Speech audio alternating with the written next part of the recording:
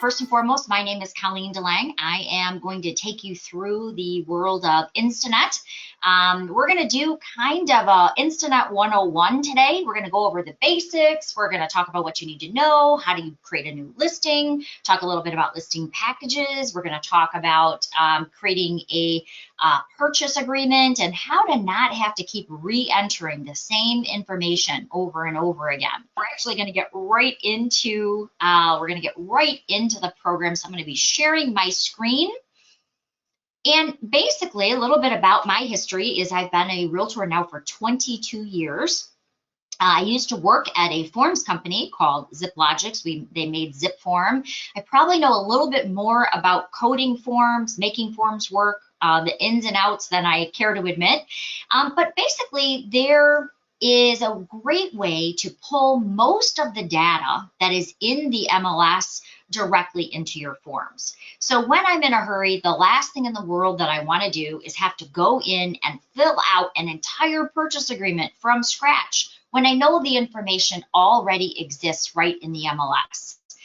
The other thing is I don't want to take a listing from scratch either. I want to pull it right from the great tax records. And by the way, you now have all 83 counties of Realist, so you can actually see tax records from one end of the state to the other. So the idea is I really want to fill my forms out quickly, especially in this market, because as we know, we're so low on inventory. I want to be able to write a purchase agreement up right at the house that I'm standing at, and I want to get it right over to that listing agent. So in this market, there is certainly no time to waste. All right, so let's start with the good stuff. The hardest part of Instanet, really quite honestly, is remembering what side you're on, because you have to start in two different places. So let me show you what I mean. If you are creating a brand new listing, well, then we're going to go to our toolbox, our agent toolbox, which is your agent resources button. So if you're starting a brand new listing, well, that's really where you're going to go to do that. So you're going to click on resources, and then right in your resources tab, you're going to see online forms. Let me close my box here.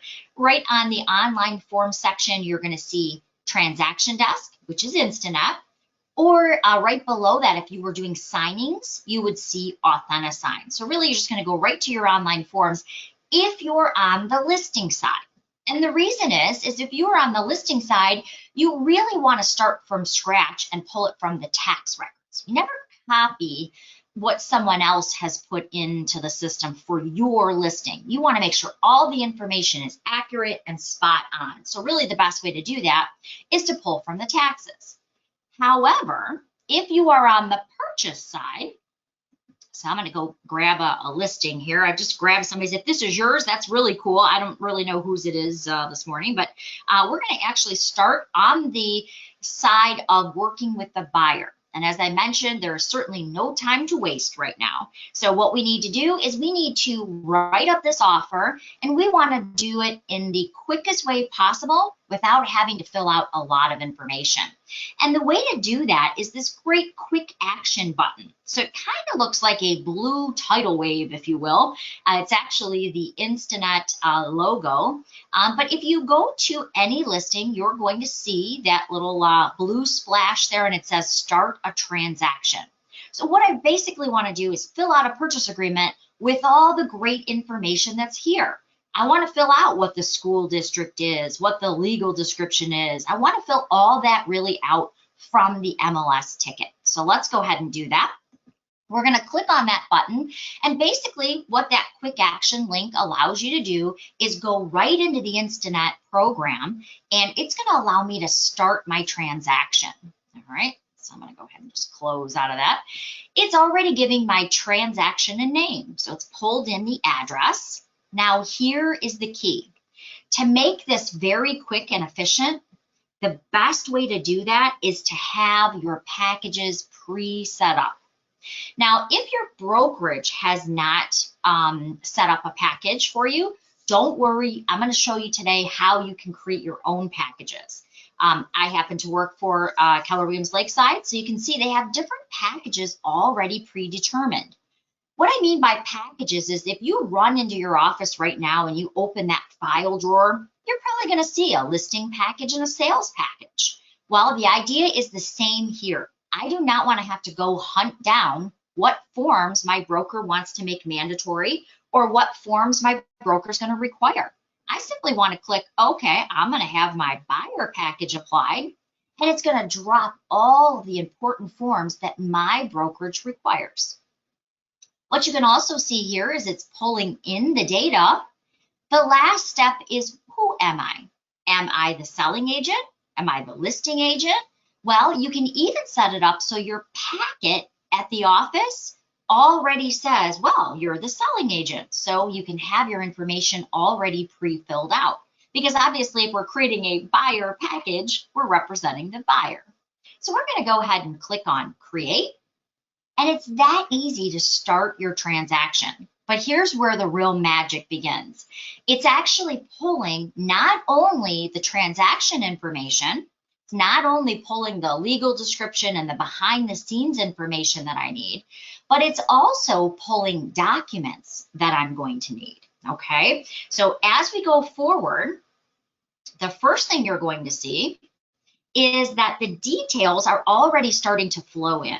Okay, so I can see the street number, street name, city, county, Utica schools, when it was built, all that great information coming right over from the MLS, comments, legal description, what the list price was. So you can see I'm having already to not key in a lot of information. Now, if you start a purchase agreement from scratch today, even if you do it on paper, you've got to fill all that in. Where the beauty behind the system is I can actually see it, check it over, make sure it looks correct, and now add in the information that's going to pertain to my buyer. Now, the cool thing here is that really, if you do this transaction as I'm going to show you, there's probably only 4 or 5 pieces of information that you're really going to need to add. So let's talk about that. Well, first of all, we want to enter in what the price the buyer is willing to pay, right? There's nothing in the world that can pull that in because there's nowhere to pull it from. It's in our buyer's head, right? So we're going to go to purchase price. We see that it was listed at $234.9. So it feels like in this market, we better offer $240. Sorry, I've just been on the multiple ends of receiving offers lately. So I'm going to actually pull in what do we want our EMD to be? Now, again, this is part of our negotiating piece, so there's nowhere to pull that from except our buyer. So I'm going to say that my buyer says he wants to put down a $5,000 EMD. So again, these are 2 pieces of the puzzle we can't pull in, but the rest of the information, as you see when we're filling out our purchase agreement, is actually being pulled in directly from what the agent entered into the MLS. Now, here's a little key. You could put in the total financing here. I generally don't do that because here it's looking for a number. And sometimes if I'm doing like an FHA, I might want to put in 3%, or I might want to put in, 97% down. So I generally will fill that directly into my contract, because if I just put in a total number and then we negotiate, I have to remember to go back and change it. And sometimes that can be a little bit cumbersome, especially if you're doing a VA or FHA deal. So what I want to do is I want to scroll on down here. Here's a little tip and trick. If you are asking for appliances, let's say that you are going to be filling into your purchase agreement that you are asking for the stove, the refrigerator, the built-in microwave, and the washer and dryer. If you take a moment to add in the appliances right here, well, the good news is that will carry over to your purchase agreement. So that means on any line that says what you want to include, it's going to have those appliances right there for you. Same thing with exclude. Maybe there's a hideously ugly shed in the backyard that you want removed. If you take the time to actually fill that in right here, it will actually fill out your purchase agreement with that information. Remember, the more information you add into this wizard, the less information you have to keystroke into your forms. Now, I'm going to show you how to go through this wizard because it's very, very easy, but I'm going to show you at the end how to have all these wizard pieces on one convenient dashboard so you don't have to do this every time. Now, if you're just getting familiar with Instanet, then I totally recommend using the wizard a couple times so you can see how it works. However, down the road, if you just want to grab an addendum or you just want to add in a document, well, you know, that's not as convenient. I want to have everything on one nice little compact dashboard so I can do every single one of these steps. So I'm going to show you that trick too. All right, so let's go ahead and jump over to the next screen, and that's really your transaction dates. So if I'm writing my offer, well, I probably want to write it for today. And maybe I'm looking for it to expire in 48 hours. I want to make sure I don't get beat out. I'm going to go ahead, and as I mentioned, I've been on the receiving end of a few losing offers lately. So I want to make sure I'm putting a time limit on here. If I am asking them to have an application or a commitment date, I can actually add that in here. So pretty easy. Keep in mind, these dates are great, but if you're very techy and you want to take it up a notch, so let's say that you're familiar with Instanet, you're writing lots of purchase agreements, you're doing all your contracts in here, and you want to take it up one notch, you can actually set up tasks that play off of these dates. And what I mean is the tasks that you're setting up, like let's say you're taking a new listing, for example. And I put in my listing date is 3/8. Well, it will remind me, if I want it to, that on 3/10 that I got to make sure that sign is installed, or I want to make sure that that lockbox is on. So you can actually set up automated reminders that will actually email you and will remind you, hey, make sure you've got your lockbox on, make sure you've got your sign installed. This is really helpful if you're on a team, by the way. So if your team member is actually going and, I don't know, driving out your sign or installing the lockbox, you can even assign tasks to that team member. So there's some really cool stuff in there. And hello, Gail, I see you just popped in. Nice to see you, Gail. Gail actually just moved very close to me. So welcome to the webinar. All right, so step 3 is really the most important step. And what I mean by that is step 3 is what allows you to add in your contact information. Because as I mentioned, 90% of filling out these forms has already been completed for us. What I need to do is add in who the contact would be. Now, the cool thing here is, remember, when we started this, it asked me who was the selling agent. That would be me. Mr. Kwasny here, he was the listing agent. As you can see, both of our brokerages are listed here. So I don't have to fill any of that information in.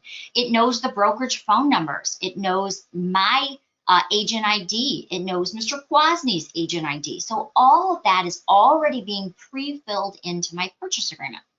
Now, what it doesn't know is who is my buyer, right? Who is the seller? It doesn't know that yet. So that's the missing piece we're going to add in. Pretty simple to do that, though. You're going to go up to the Add button. You're going to select it, and then the most important thing you're going to do here, by the way, is after we click Add, we want to make sure that we're adding in the contact information for that buyer and seller. We also want to make sure that not only are we adding that in, but we want to make sure that we're giving them a role. Okay, so it asks you 4 questions. Do you want to create a new transaction contact? Do you want to add maybe an existing contact? Maybe if you're working with an investor, you might want to do another deal with them. You can pull right from your contacts. You could add yourself, but guess what? We already did that for you. So there's really no reason to do that. We could also add from our Google contacts, and soon you'll even be able to add from your Paragon contacts. So a lot of cool things with that. But in this case, we're going to pretend it's a brand new buyer we're working with. So we're going to click on Create New Transaction Contact. The most important step, and why I say this, is if you're planning on using the e-signature program, you have to tell the program who this person is. So very easy. And by the way, you can create custom things. Like if you're working with an investment company or an auction company or something like that, you can actually put that right in your contacts. You can save them in there. But for me, I want to select that this party is my buyer. Okay, we're going to call him Barry Buyer. Let's call him Barry B Buyer. And we're going to put in our buyer's contact information. Now, I'm going to use my email address, but obviously you're going to put in their email address. And then if you have the typical buyer, that's really all you have to do.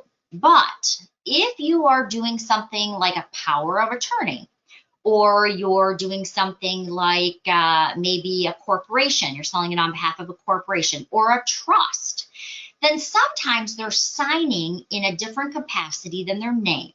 So for instance, Barry B. Buyer, I just completed where a trustee needed to sign documents, and he needed to sign in a very specific way. The attorney was very emphatic. It had to be trustee for Mike Myers, trust dated, and even wanted the trust date in there, which I haven't come across before. But anyway, if you need to put in a name that is going to be, they're signing in a different capacity than just their name, that's what these are set up for, the legal name.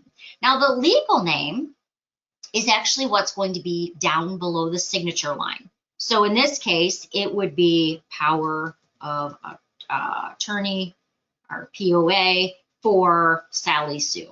Okay, and that's what's going to be printed below that legal line. If they're signing in that capacity as well, then I would put power of attorney for Sally Sue on this line as well. Again, if you just have the typical scenario, you just are going to put in the buyer name and their email address. Just remember to put in that it is the buyer in the transaction, and it will actually pre-tag your forms for you. So it'll have all your signatures set up that says Barry Buyer is going to sign here, here, initial here, and here. So it makes it really, really simple when you're in a hurry and you're trying to get these purchase documents out. So it's really that easy. You're going to click Add. You're going to fill out the role of the person. I'm going to click on Type.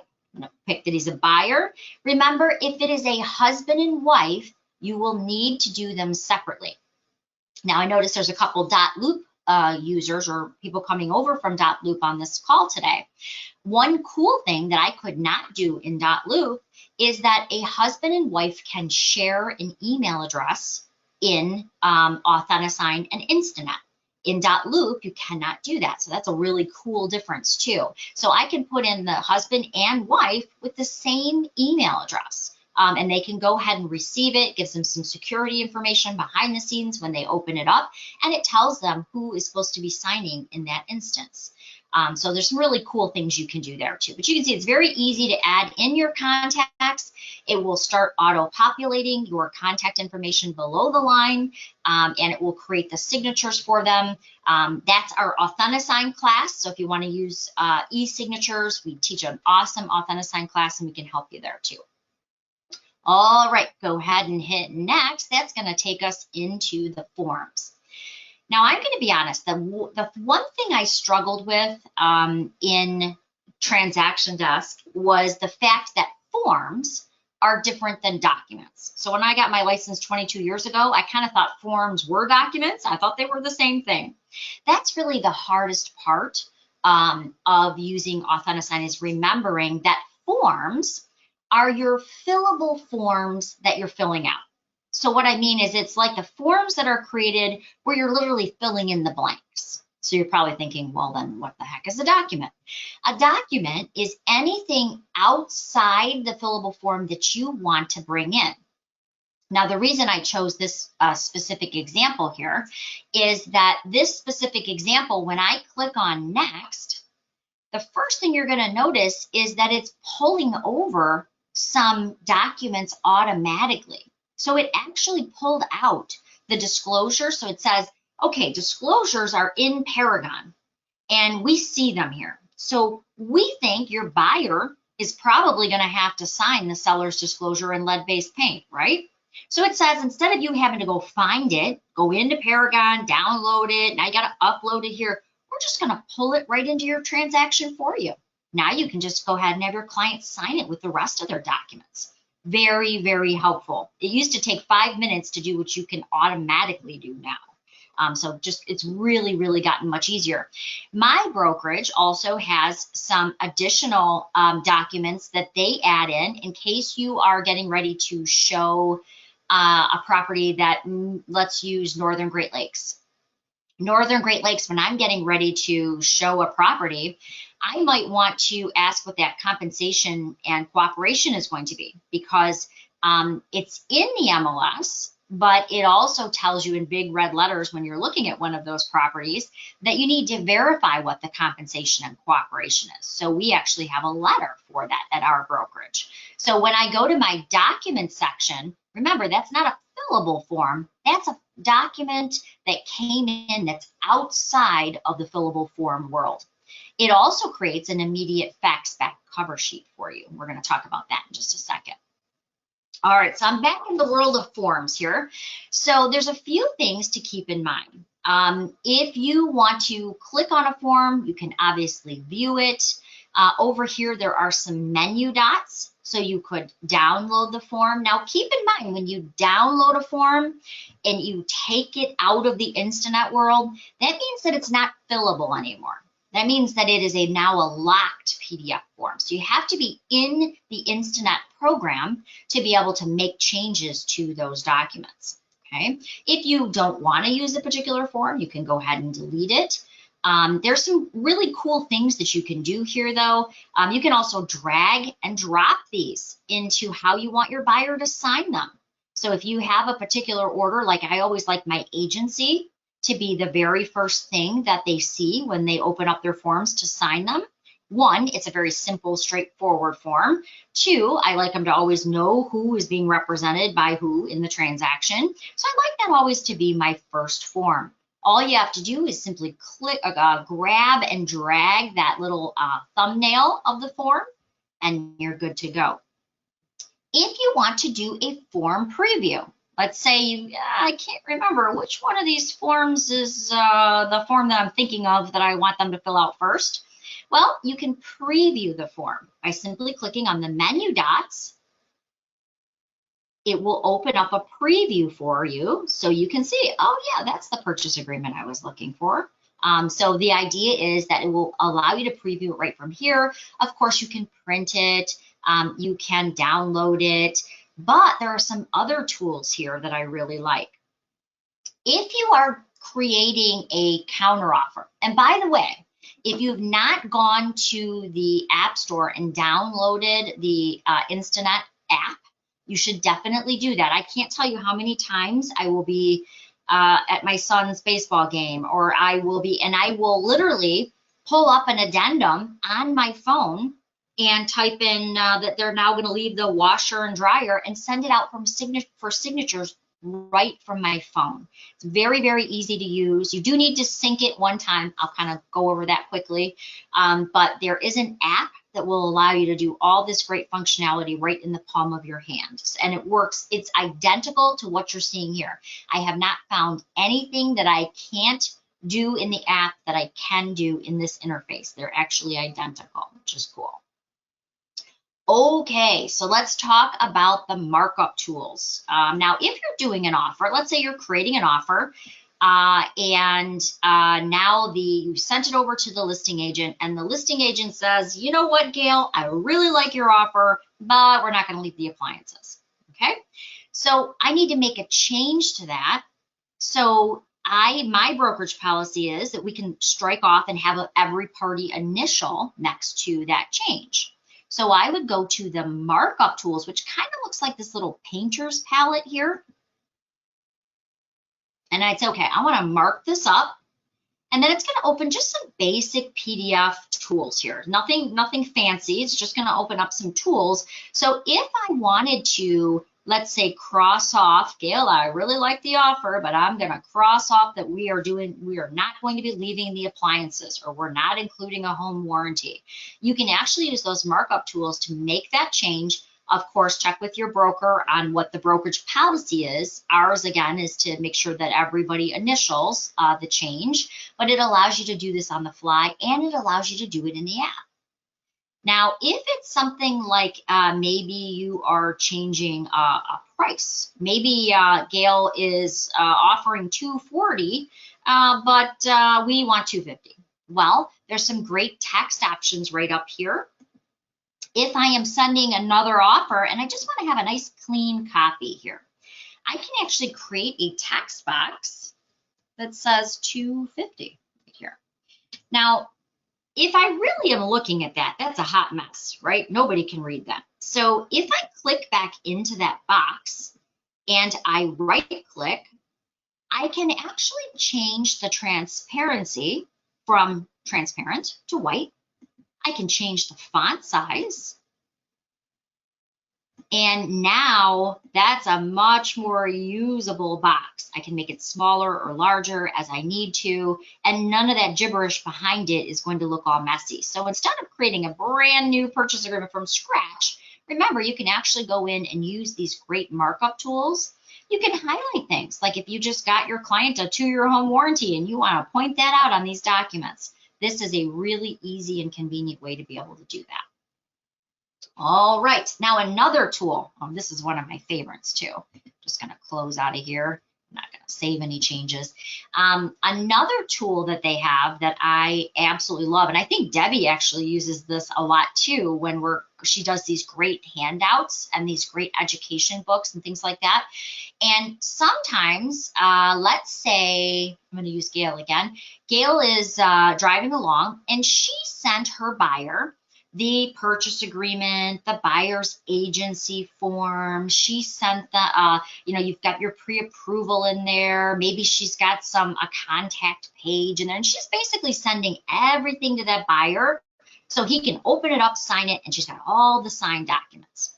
But now Gail's driving around and she wants to send just the purchase agreement and her agency to me. But she does not want me to have her client's personal contact information. She does not want me to see her buyer's agency agreement. She basically has some forms that she now wants to slice out of what she's going to send me, the other agent, right? How many times does that happen? They sign everything, you got them in one nice big fat PDF. You're driving along and you're like, oh man, I got to get this to the other agent, but it's one PDF and I don't want to send the confidential stuff, right? So that's what the document slicer allows you to do. So if I go into my purchase agreement again, I'm going to say, now let's preview that purchase agreement again. So you have the markup tools, which we talked about, but then next to it, you have like this page with 2 or 3 pages ripped out. That's the document slicing tool. If I click on that document slicing tool, basically what it says, well, now you could do this with multiple documents, or you could do it with one. Maybe you only changed one thing on the first page of the PA, and you're only going to send that over to the listing agent. This allows me to basically pick the pages that I now want to save. So let's say I only want to send Gail these first 3 pages.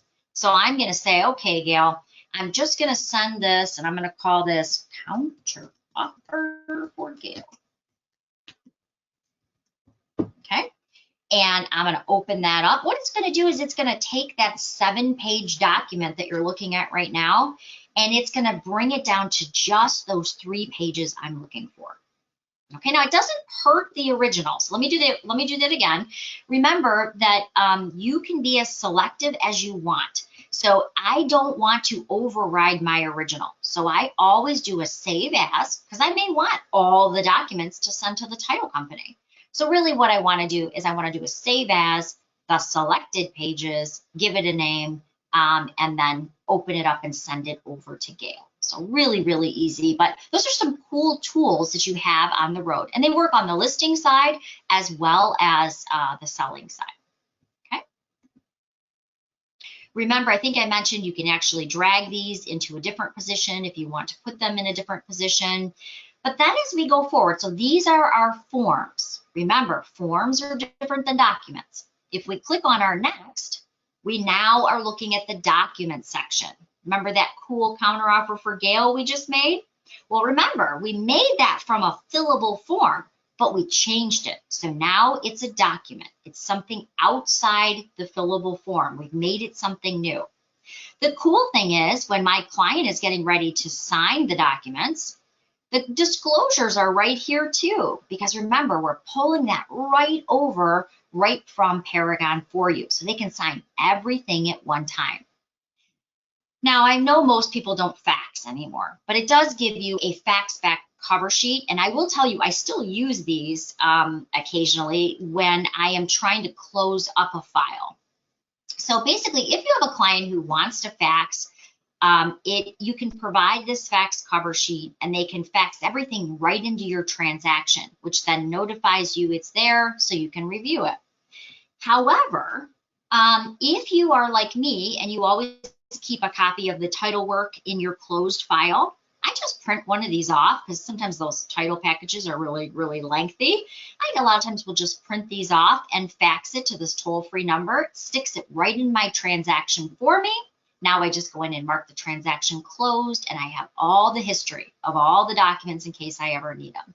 So there's some cool things you can do with the fax back cover sheet. Yes, you can email documents into the program as well, but the idea is I have all my documents here. Now, if there's something you want to bring into your transaction that's not here, same way we added a contact, but this time we're adding a document. So I'm going to click on Add. Now, if you want to add right from your computer, it's really cool. You just click on the blue bar here, and I would say, let me grab one of my transaction folders. So I would say, okay, Helen here, I'm going to bring in my agency disclosure for Helen. Really, really simple. Another trick is you can also drag and drop up to 20 files at one time. Now that I really love, because for me, I always create, as you just saw, a transaction folder right on my desktop. And by the way, you can pull in from the cloud, so you can pull in from Google Docs, you can pull in from a bunch of different sources. But if I want to quickly add up to 20 files, what I generally will do is I will minimize this window.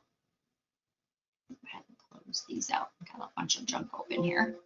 I will minimize my Instanet window, and then I will say, okay, let's find our Helen. So I want to add in those Helen documents all at once. I don't want to have to make this a lengthy process, right? So I'm going to minimize my window. I'm going to go to my Helen folder. I'm going to open that up, and I'm going to say, okay, what do I want to bring in here? I want to open up Helen. I'm going to minimize that, and then literally I just drag and drop these items onto the bar. So let's say I want to do, it'll take a long time to do a whole bunch of them on our webinar, but we'll grab 2 of them here. And I'm going to drag these right over onto the bar. And you can see how fast it starts to load. You can do up to 20 files. Now, obviously, if you do all 20, it will take usually about a minute to pull those in. As you can see, it's doing 2. It's got 1 done. I've added 3 in less than 45 seconds. So makes it a little bit easier when you're just dragging and dropping right from your folder right into the documents area.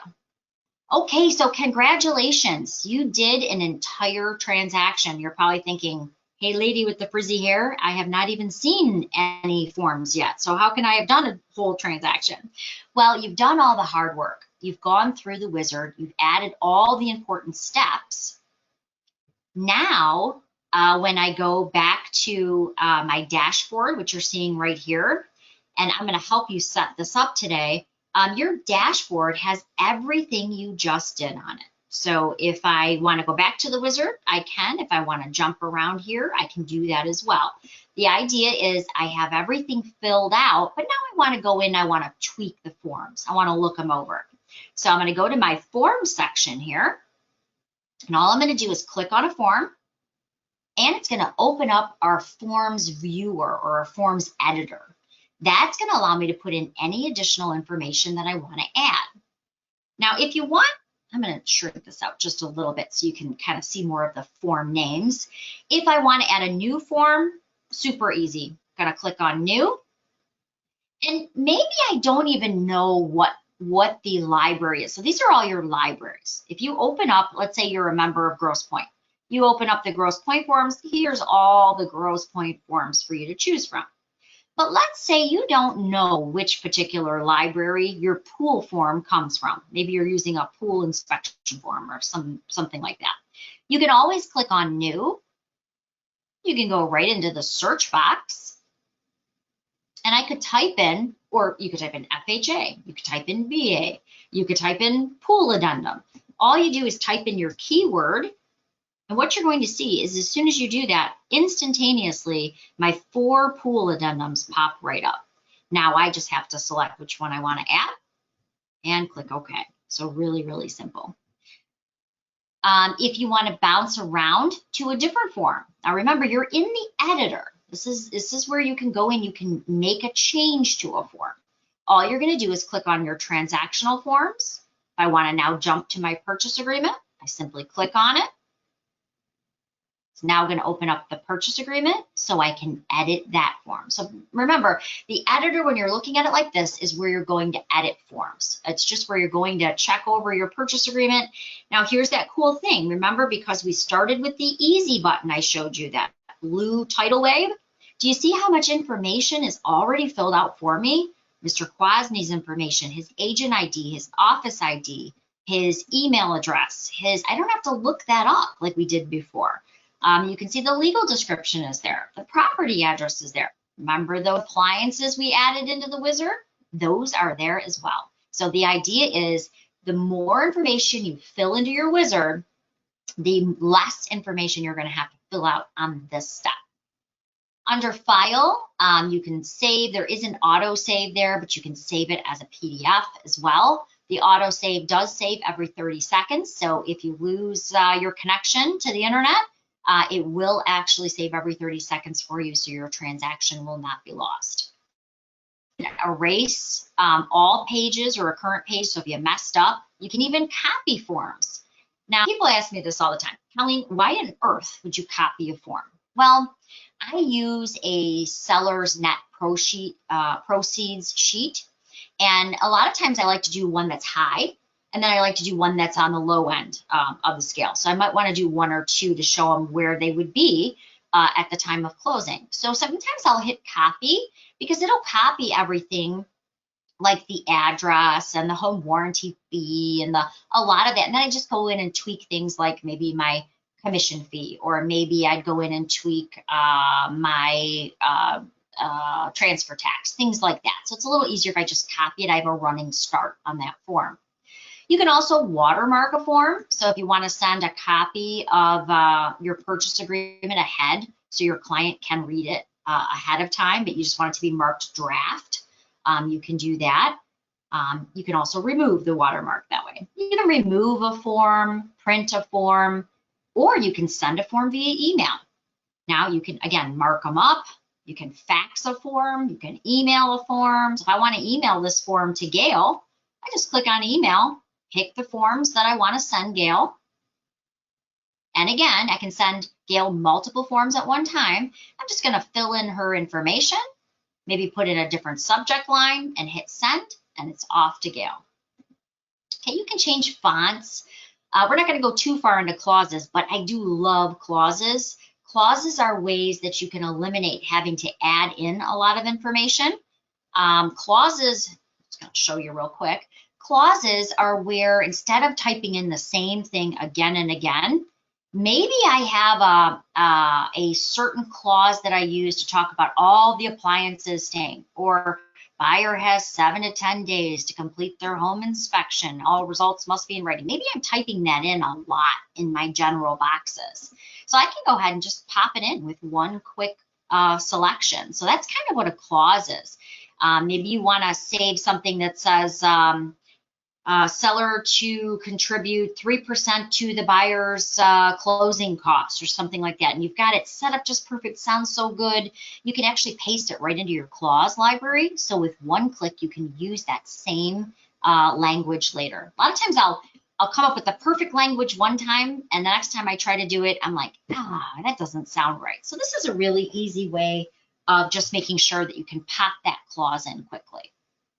The rest are more just kind of housekeeping items. signing. We're not going to go too far into signing today, but a lot of the ways that you can go in and do a strikeout, which I showed you before. So some of the markup tools right on your forms. Okay, then when you're ready to go ahead and leave your editor, you're just going to click on Save and Exit. And that's going to take you right back to your dashboard. Now, the cool thing about the dashboard is you can make it your own setup. What I did is I took all the things in the wizard and I put them on this convenient dashboard. So I don't have to use the wizard every time. All you do is unlock that button, and then you can add whatever it is you want onto your dashboard.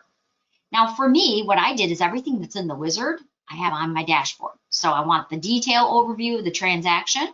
I want the contact information in case I want to add an attorney or another contact. I want to be able to quickly add a form. I want to be able to quickly add outside documents. And then down here, I love this because this keeps a history of everything they sign. So I can open up all their final documents that they've signed through Authentisign. So it makes it really quick and easy. All right, so that is an entire purchase transaction. Or if you remember, just to kind of recap, the whole key is starting your purchases in Paragon because we've got that quick action link. You click it, it builds the transaction for you, and that's how we ended up with all that great autofill of that information. Okay, when you're ready, let's say you are ready to email contracts out. You again can jump over to the forms section, the documents section, the dashboard. You can do all of this in multiple places, but all you do is just pick, okay, what do we want to send Gail today? Maybe we want to go ahead and send her these 4 or 5 documents. Now they're in my basket here. I can save them as a PDF, email them, fax them. I could delete them, print them, have her sign them. I can do all of that right from that helpful little basket right here. All right, so another good question. Now let's pretend for a moment we are on the flip side, right? So we did all of this because it's a purchase agreement. We did all of this right through the MLS, clicked the easy button. But what about the listing side? Okay, so let's talk about that for a second. We really don't want to list a property from what somebody else put in the MLS, right? We want it to be our trusted records, or maybe records from the municipality or the tax records. So in that case, you're going to go to Resources. You're then going to click Instanet from your online forms section.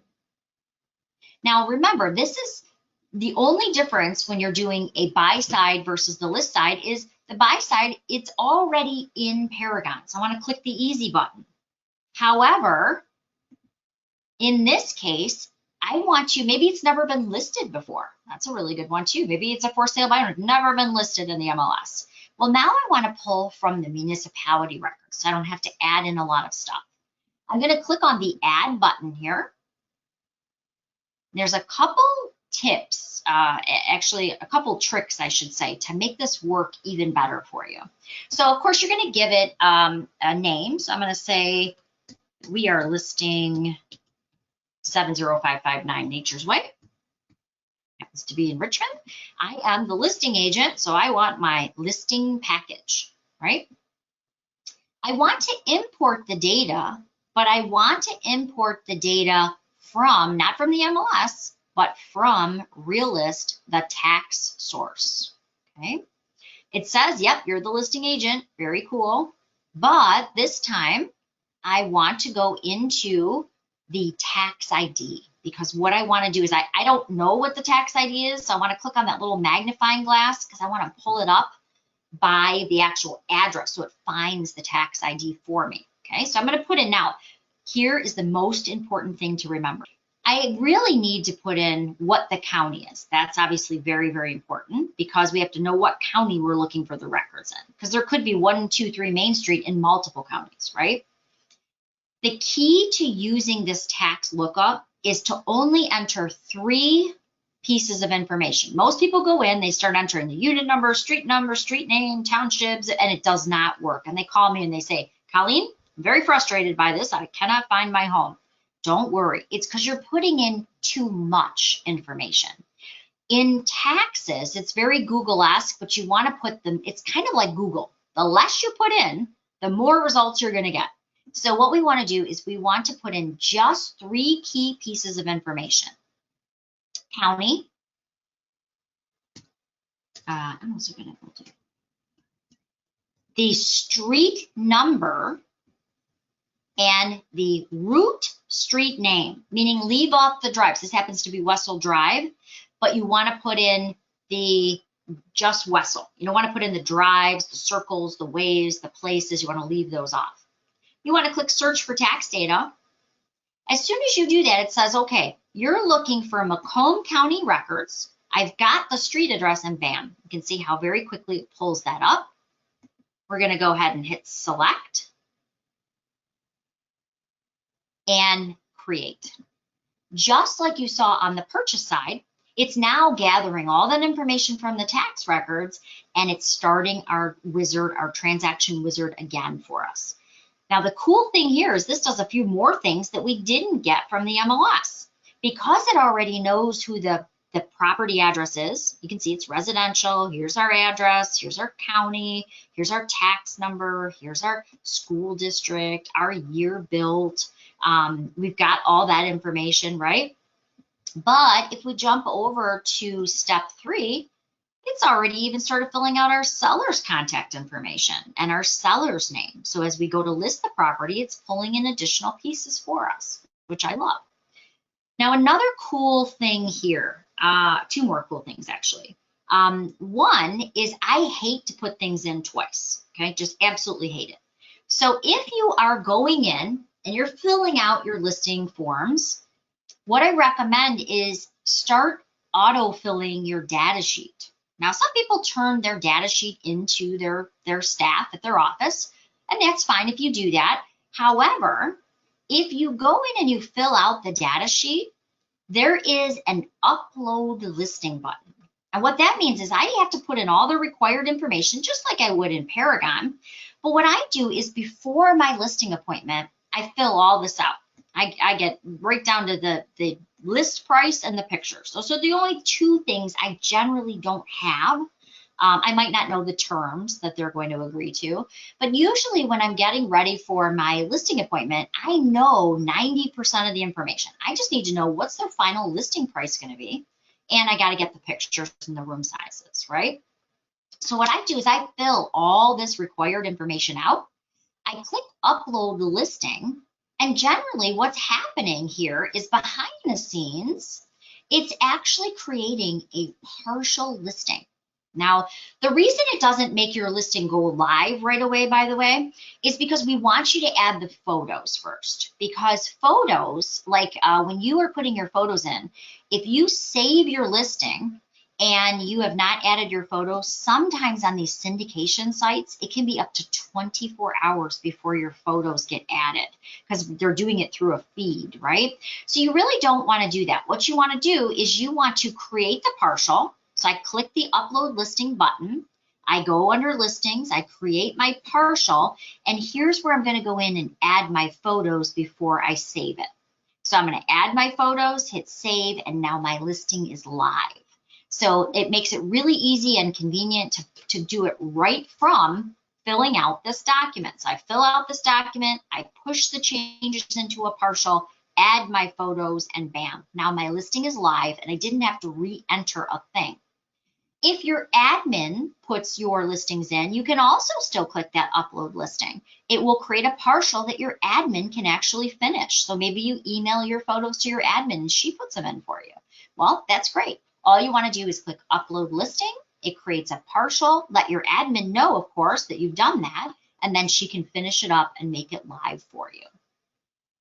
The last really cool thing I want to show you on the listing side is probably one of my personal favorites, and that has to do with the seller's disclosure. I have a little one at home, so a lot of times if I'm on a listing appointment, I do not want to wait an hour and a half while they fill out their seller's disclosure, because you know what happens. They say, honey, can you go get the roof manual so we can see how long the warranty on the roof is? And now you want to be home like an hour and a half ago, and they're still filling this thing out. Or, you know, they've unfortunately, when it's on paper, so many times they check and they go, oh, wait, I didn't know there was a not available column. I should have been using that one. So what I like to do is I like to actually send this ahead of my listing appointment. So I generally will call and confirm, hey, I'm going to be there tomorrow at 4 o'clock. And by the way, so that I can properly evaluate your home, I would really like to send the seller's disclosure ahead to you. This gives you an opportunity to fill it out and take your time so you don't have to rush. It's a really important document. And then I will look it over and see if I have any questions about any of the condition of items on your home, and then we can go over it at the listing appointment. Sound good? So the idea is, if you want to send your seller's disclosure statement ahead, so you're not standing there for 2 hours or having to drive back and pick it up, all you want to do is go to your File tab, and you want to hit Send via email. Now, you could always do that with any form, right? And by the way, this is the only form I do this with. I do not want my sellers changing the listing agreement. I don't want them adding anything to it. But this seller's disclosure, I am never filling out as the agent. Only the seller does that. So I'm going to select seller's disclosure statement. And I'm going to say that I'm sending this to Colleen, my seller. I'm going to put in Colleen's address, her email address. Maybe I want to put in a nice little subject line like, see you tomorrow at 4.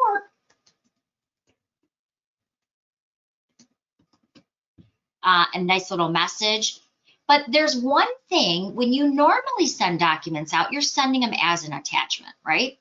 But this time, we're not going to do that. We're going to send it as a link, and we're going to allow them to edit the forms. Maybe we're going to ask that they do it before our listing appointment on the 11th, whatever it happens to be.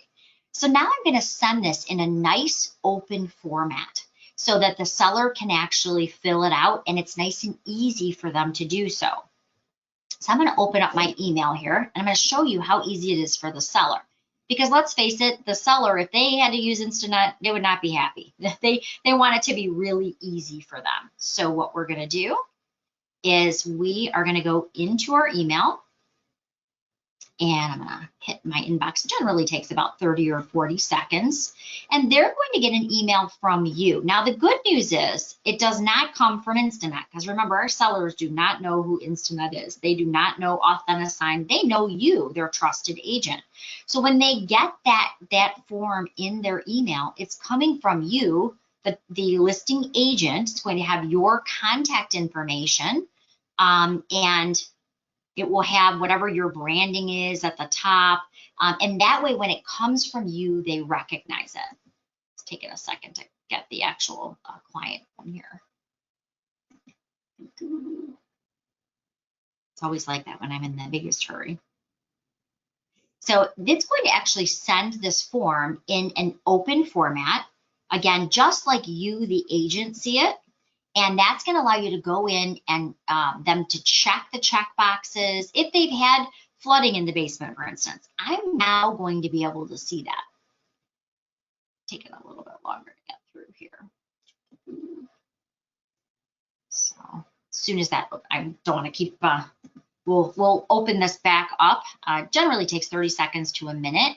And when they get it, again, it's going to be coming from you. And then the client's going to be able to properly fill it out. Now, the one thing is the client actually can't sign it. They can only fill it out and hit save. And the reason for this is the signing process has to be done on a locked document. So again, when you're clicking email, one of the first things that it asks you is, do you want them to be able to make changes? Remember, we said we're not sending it as an attachment. We're going to allow them to edit the forms. So I'm putting in my oh, here's my email popping up. I'm putting in that I'm allowing them to edit the forms, and that means that they are editable, which means they can't sign them. So I'm going to print these off generally, and I'm going to take them with me on my listing appointment. As you can see in my email, so let me go back here. We got that email. It was about a minute on that one, and it comes from me to the seller. And right here, it says it's coming from me, my contact information. That seller is going to be able to open up that form. And they're going to see a reduced version, just a nice, easy, clean format of Instanet. You see nothing on the side, so they don't get confused, but they now can actually go in and check the boxes. If they make a mistake, they can uncheck a box. The fields are open, so they can go ahead and type right into the fields and answer all of the questions. Now, the nice, easy format for them is simply printing it, or if they just want to hit save, it now goes back to your transactional file in Instanet. Now, it shoots you an email as the agent, so you know, oh, yep, they went in, they completed the form. I now get an email as the agent, so I can look it over and maybe print it out with all of my listing docs for my appointment. They can also blow it up and view it. They can change the font sizes if they need to, just basic stuff on that seller's side. You can see down here at the bottom of my screen, I just got a notice that my client opened up the form. I will also get a notice when my client's finishing it up and they hit save. So it's a nice, easy way for them to fill that form out before you have to get there. All right, so hopefully that makes sense. You don't have to spend all night while they're filling that document out. Once you've completed your listing contracts, again, you could email them all to the client if you're not going to meet them in person. However, you've now completed successfully the listing side, and you've also completed the sales side within Instanet.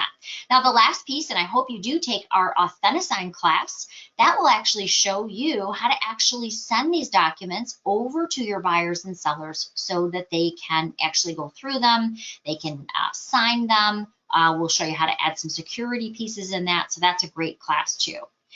Lastly, to set your Instanet account up, there are some gears over here to the left. This is also where you can set up your packets of forms.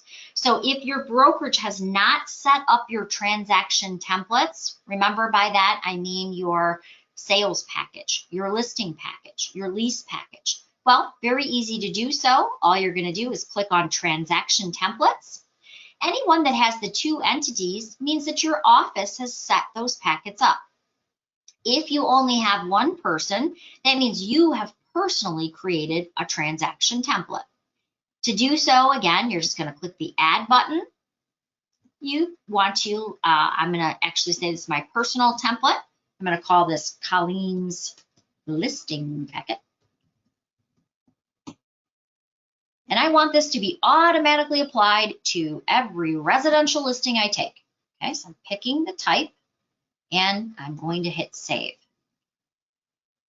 Okay, then all I have to do is decide what forms do I want to be part of my packet. If you have documents, you can add those too. Remember, documents would be like if you have a marketing plan or you have a PDF of all the great services that you are going to provide, something like that. Forms allow me to just click on the plus, and just as I showed you before, that lengthy list of libraries, you can go in and select the forms that you're looking to add. So again, if I wanted to add an FHA form, or I wanted to add a listing agreement, something like that, I just type in a keyword, hit add, and bam, my forms are established. Same thing with documents. You click add, and you can even add separation folders or documents that way. So really easy. So anything that's applying to your setup or your profile or your settings, remember that's the little gears right over here to the left. Couple things you do want to do before sending any documents through Instanet. You want to go into your preferences. You want to make sure you have your email signature set up. You want to make sure that you have your user information is correct, your cell phone, things like that. And the last thing is you do want to make sure you have your branding. You want to make sure you have your banner, your photo, and your company logo. By the way, please make sure you do not put your photo in the banner. I got a really nice lady attended my class a few months back, and she'd put her photo up here. And guess what? When you opened up her email, all you saw was like 5 inches of her forehead because she had actually used her picture as her banner. So don't do that. Make sure you get them in the right spots. It will tell you banner here, photo here, and your company logo here. All right, now I took you on a whirlwind tour, only 3 minutes over. I think that's pretty good. Debbie, did we have any questions that maybe we want to ask the group? I know you've done a great job answering them all through the demonstration, but is there any questions that One of the ones was about the app. What is the Instanet app name for the iPhone? Now, I was pretty sure it was Transaction Desk as I open up my phone and actually look at it. Yeah, it is Transaction Desk. Yep. Okay. Transaction Desk. If you go to your app store and download it, there is one step that you do need to do to make your app work. So thank you for reminding me. In your settings, now how it works is if you make a change on your phone, it will automatically make the change in Instanet. So you want to make sure they're synced together. And for security, you have to one time go in and say, okay, we want to link these two services together. So where I went is I downloaded the app. I then went to the settings and I clicked on linked applications. What this does is it gives you an activation code. That activation code allows any change you make on your phone to be changed in Instanet. Any change you make in Instanet will show up on your phone. You do have to do it one time. The code is only good for 15 minutes. So you want to do that step when you're ready to complete it. Just click on that activation code. Here's your code. Tie it into your program. And now it says, okay, this phone is now connected to this account. Awesome. And Susan had asked if you could show how to do the templates, but you actually did it in the end. So you took care of that one. Well, in that case, go out there and list. We need the inventory, sell. You've got all the tools in front of you. Debbie has done a fantastic job of creating a lot of education pieces for you. If you have not gone to our YouTube channel, MiRealSource Media, do that because we're recording this class today. So go to MiRealSource Media on YouTube. Hit the subscribe button, and when this class is actually uploaded, it will alert you so that you can save it and you can go back in case you don't write a transaction for a couple of months. Hopefully that won't be the case. But in case you don't do it regularly or you're just doing a few deals a year, if you go to our YouTube channel, MiRealSource Media, and you subscribe, it'll allow you to save that video so you can watch this exact class at any time in case you missed anything. I know we went kind of fast. So you can actually do that. Or Debbie did a great job of creating all these great handouts that she personally rewrote. If you go into Paragon, you click on MLS Documents under the Education folder. She has made it super simple. So if you wanted to see, I'm just going to type in Authenticign. You know, and if it weren't for all my wonderful trainers, I wouldn't have had all of those awesome cheat sheets. You guys did the legwork, and then I just simply update and tweak as things change. I got the easy job. Well, you did a great job. There's like 70 in there. And I know many of those, Debbie. I've seen your photos and stuff. I know those came from you. So, but she did a great job just making them really short and sweet and easy, you know, big arrows and, you know, click here to add your Authenticign contact. I mean, she made it really, really simple. So remember, that's right in Paragon under MLS Documents, or go to our YouTube channel and subscribe so that you see this video and can save it for future. All right. Well, thank you, everybody. I appreciate you hanging in. Thanks, Debbie, for answering all those great questions, too. Not a problem. Thanks, everybody, and we'll see you on the next webinar. Have a great day.